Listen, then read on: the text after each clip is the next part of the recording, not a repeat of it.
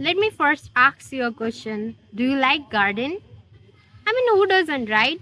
Everybody love garden, whether it be a simple kitchen garden, terrace garden, balcony garden, indoor or outdoor, we all love garden. Having even just a little bit of greenery adds so much life into our space, help us feel connected to mother nature, help us relax and get refreshed. If you are a plant person like me who love to own a garden but don't have time, energy, large space, and sometimes even budget to own a garden, then let me tell you the best alternative option for owning a garden.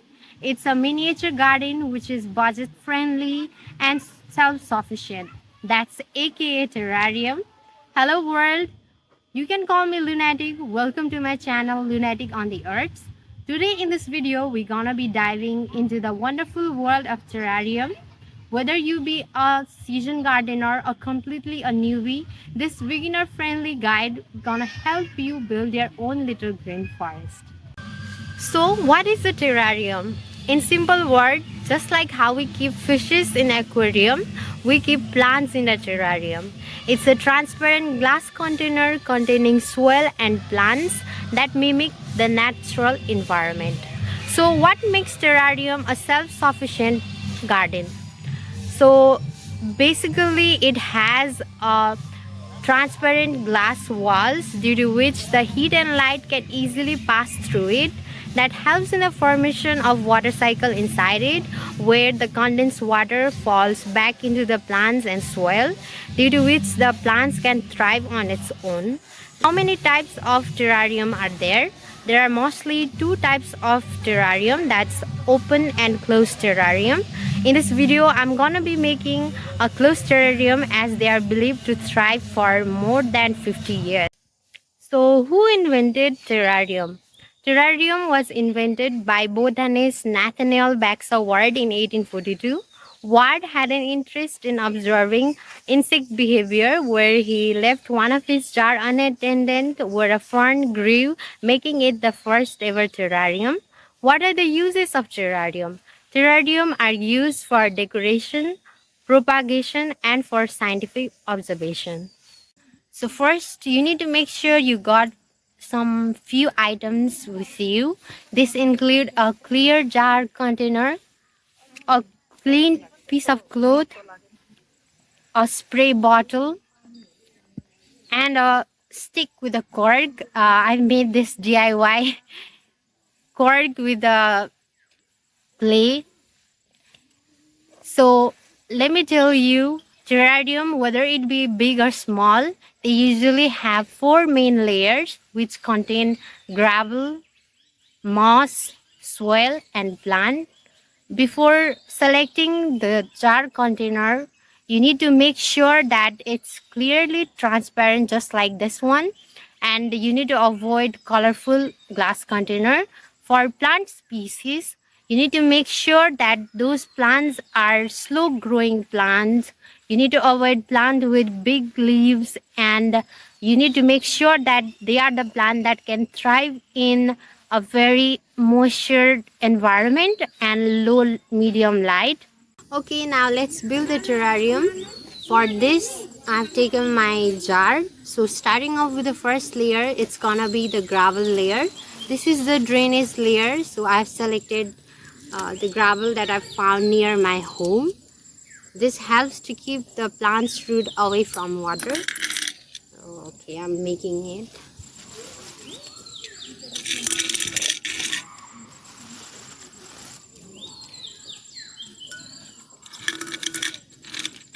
Okay.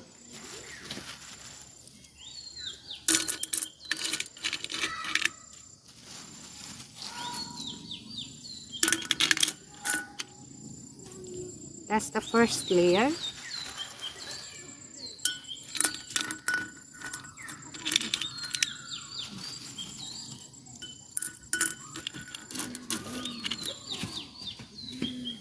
Okay.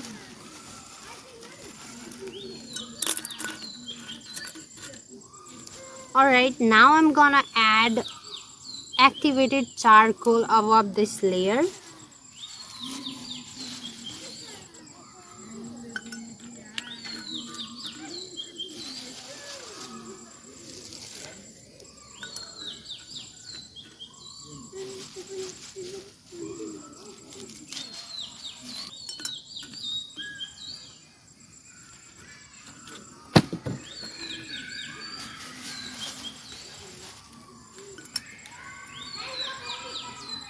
Activated charcoal helps to control the excess moisture, bacteria and toxin and even the odors in the terrarium, so it's essential.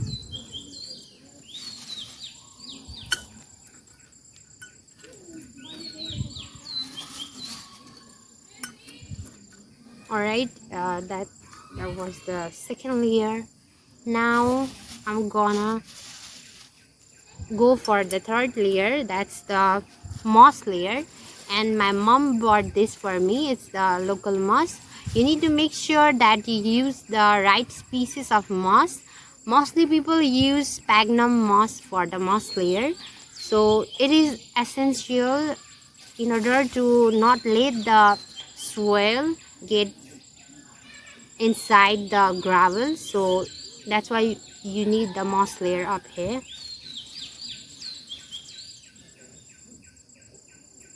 So that's the moss layer.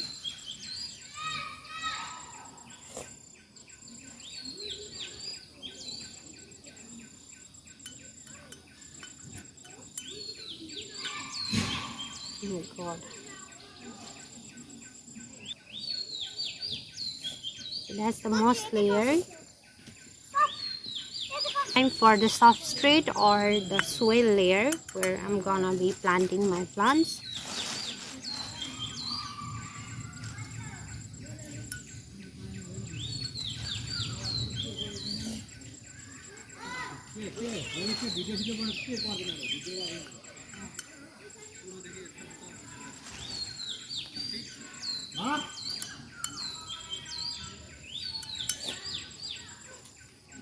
Okay, now this is the soil layer. I've selected these plants for my terrarium. This is like some species of snake plant, I guess. I'm gonna plant this and I'm gonna show you.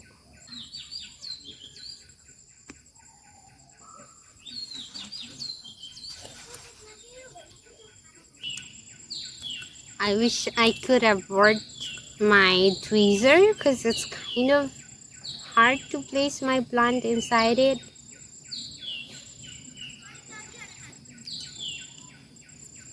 But never mind, I've already placed it inside of it. As you can see, there's my plant. You need to like gently place this plant and make sure you don't overcrowd your terrarium. I've only selected a plant, it's like big enough to fit inside it, so I've not used many plants. You can also place many plants of different species, considering different texture, size and colors, but I've selected this snake plant. Okay, now we are done, and the best fun part of building a terrarium is putting on all the decorative items. You can add figurines, beautiful stones and pebbles. You know, the stones and pebbles, they are quite same, and even a small fairy house, but I've choose to keep it very simple. Making my terrarium. Now I'm gonna water my terrarium using a spray bottle,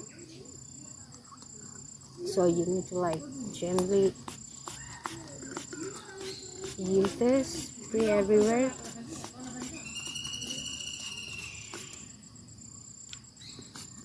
Alright, I'm almost done making my terrarium.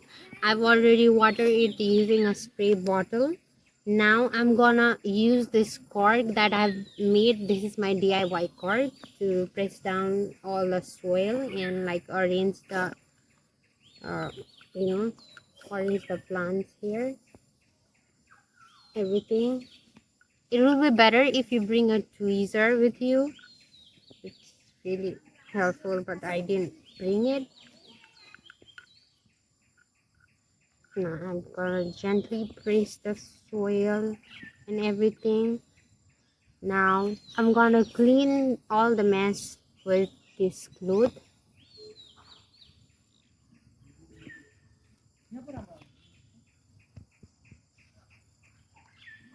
Okay, I'm done making my terrarium. I've already mentioned that terrarium is a very low maintenance garden, but you still need to take care of it. And I'm gonna share you some of the few important things that you need to keep in your mind while taking care of your terrarium. Firstly, terrarium needs a lot of indirect sunlight, so you keep it in north facing window, or you can also use artificial grow light. Second thing is you should not overwater your terrarium. If you need to water it, use a spray bottle that I've already used in a video before to you spray it every once a while. And the third point is you need to check for condensation, and keep the lid or the cork open every once a while for proper airflow.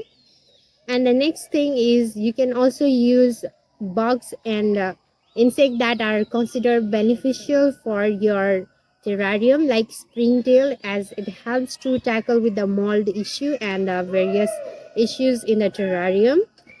And the last thing is you need to check if the plants grow bigger than they should. You should prune the plant, that is you need to trim their leaves, branches and vines. So that's it. Here you have your own little terrarium. It's like having a little piece of nature in your decks or windowsill.